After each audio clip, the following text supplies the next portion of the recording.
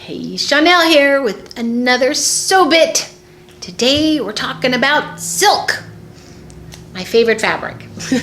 I like cottons too, but silks are just so beautiful.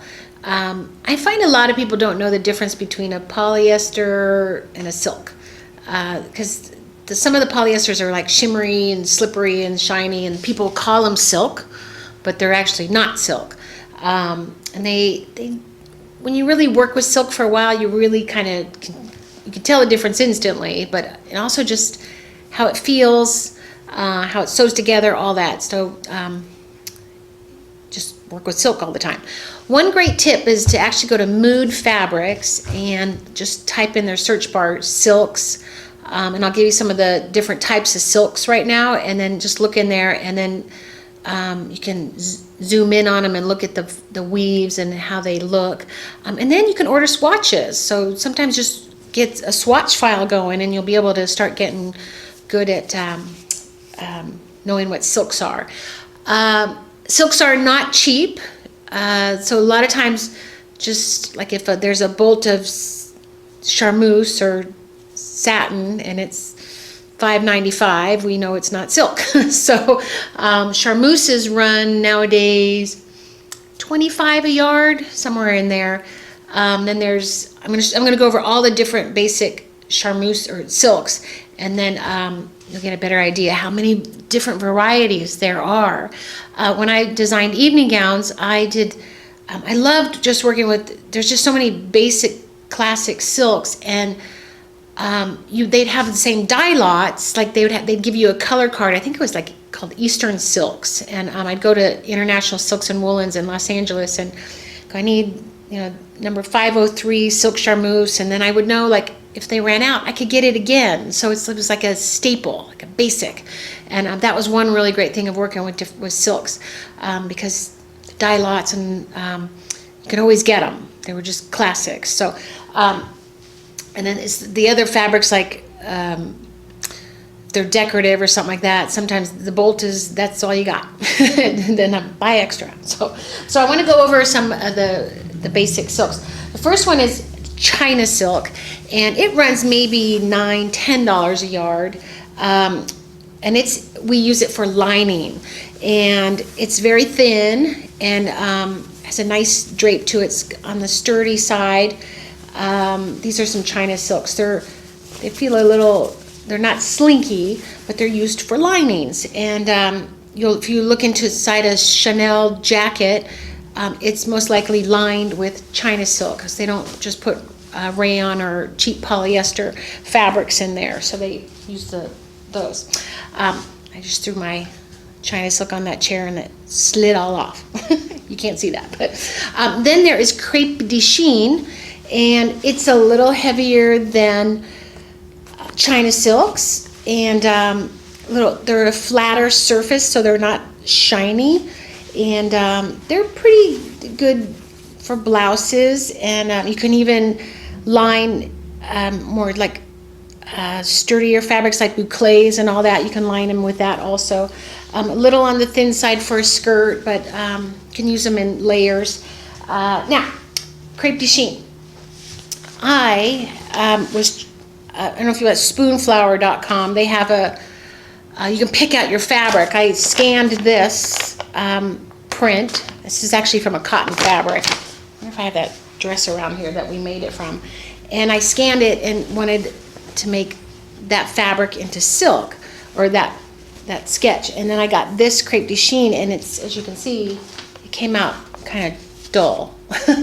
But they had an offer. This was about $30 a yard right here, and they printed out, and also it didn't mirror right and stuff. So I got this years ago, and I've never used it. But I got 1 yard because I wanted to see how it turned out. But Crepe de Chine, so you can actually have it made by Spoonflower and have a print made right there, and it turned out pretty cool. I would just do a different print next time.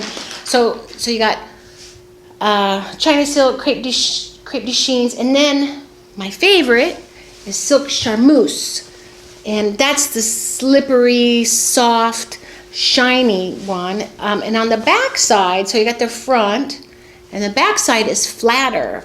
So just a beautiful fabric. Just you can even use this in linings, but skirts and blouses and gowns. You cut it on the bias, and it has a nice stretch to it. Beautiful. You can also, what's really fun is to wash it a couple times, and then you get like a suede charmeuse. So it takes the shine down, and it feels so good. It has like a suede feeling to it. So you can wash silks. It's a natural fiber. You just want to do it before you make something. You want to pre-wash it, and you can do so much with it. So this is just so beautiful. Flat in the back, and it has that suede look on there. I'm going to do another SewBit on washing, creative laundering on some fabrics. So charmeuses. Here's another charmeuse too. So like that. Oh, beautiful. Also, you want to use regular needles on it. I like the ballpoint needles on pretty much everything. Those are ones that are made for knits. But a lot of times you want to use a size 9 or an 11. And when you start working on a silk project, just get a fresh needle out. So, because they, want to use a good needle. Also, now that we're speaking about it, you want to use silk pins. And they're actually called silk pins, but they are thin, really thin. They have glass beads on here, so you can actually iron over these. Not that you want to, but but they're just sharper, and they're smaller, which I've gotten so used to. I've been using these quilters pins, these yellow ones, but these just really go through, and they don't scratch your silks and stuff. So I actually keep them on a separate little magnet. They used to come in white, and I had a bunch, and then I pulled them out at my studio, and then somehow they all disappeared. So then I just went and bought some new ones. Ha!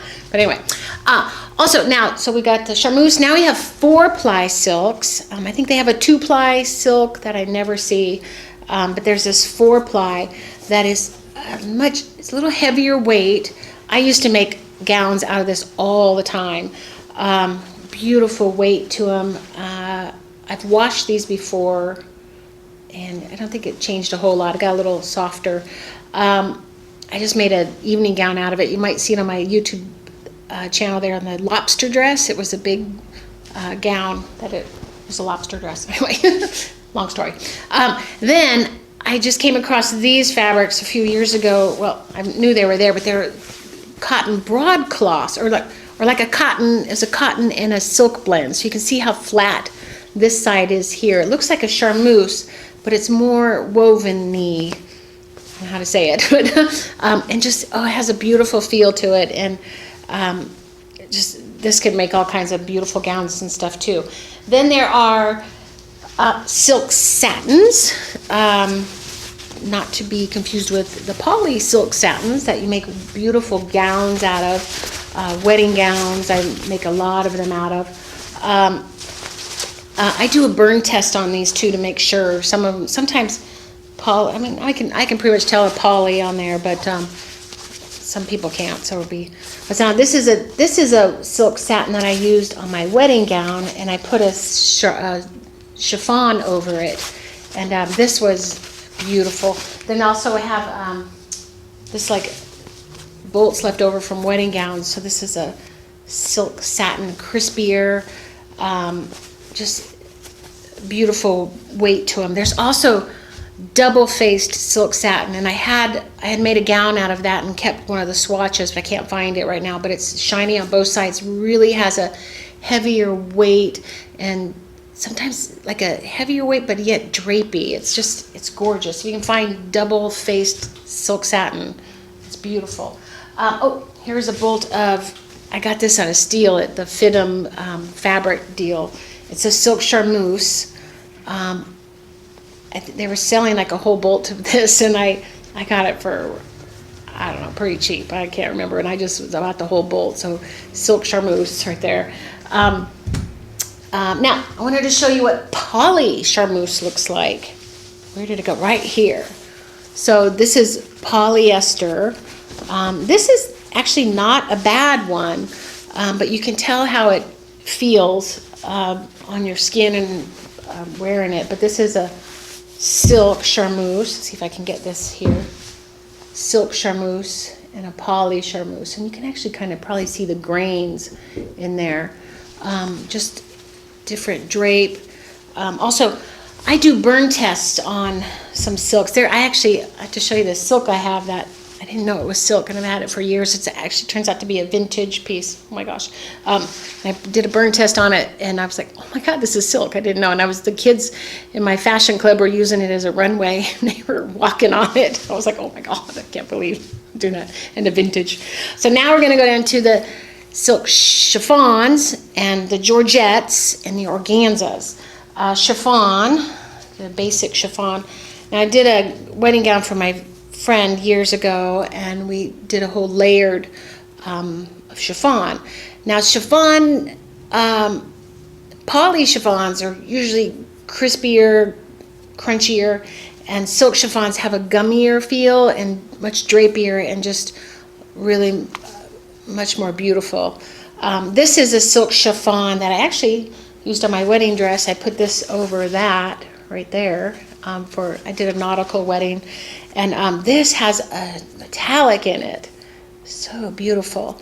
I just love this fabric. So one side it's not shiny at all, and the other side shiny. So silk chiffons.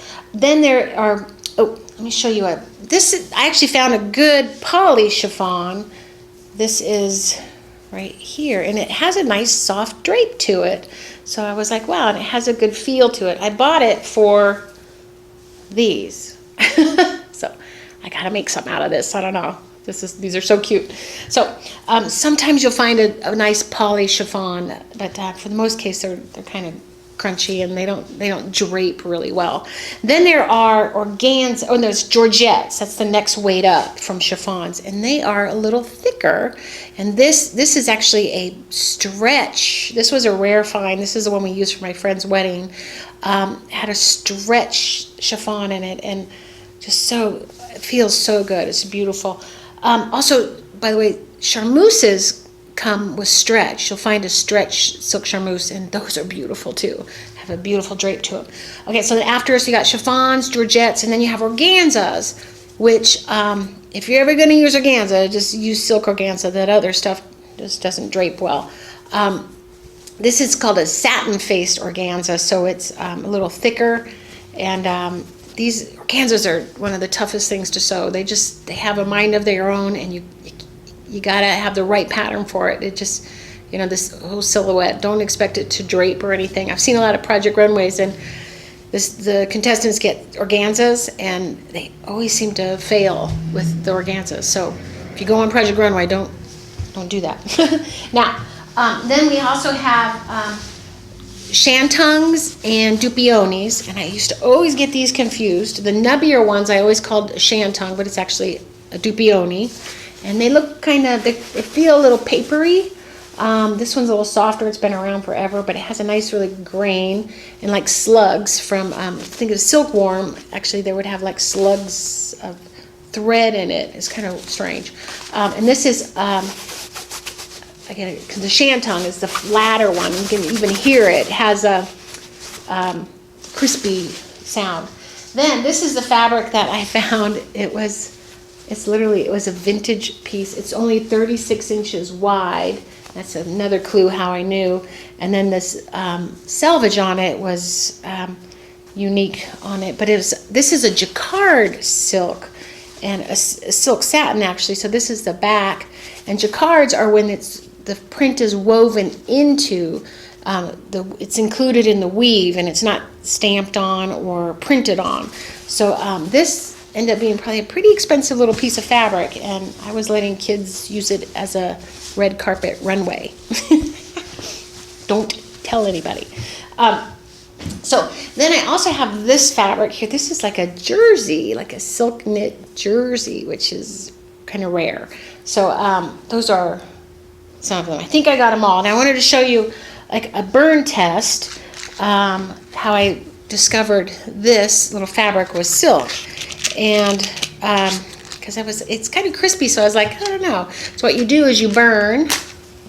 Oh, make sure my hair doesn't get caught. You burn a little swatch right here, Oh. And you throw out your match, and then you kind of see how it burns. So it caught fire, but it actually didn't stay. Some fabrics the fire will keep going on the cottons and I don't know if the wools do, but it's right here. There's a smell that you can smell. It's like a natural hair kind of smell. I didn't get my hair. And then right here, this will flake off, like here. So it's kind of flaky like that. And that's how you know it's a natural fiber. And it's messy. And it smells in here. I wonder if I have a fire detector. It's always scary.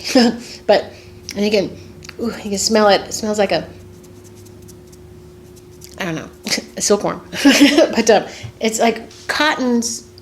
I know wool smells totally like hair. Cotton's a little different and natural, and then the silkworms are kind of a cross between the two. It's weird.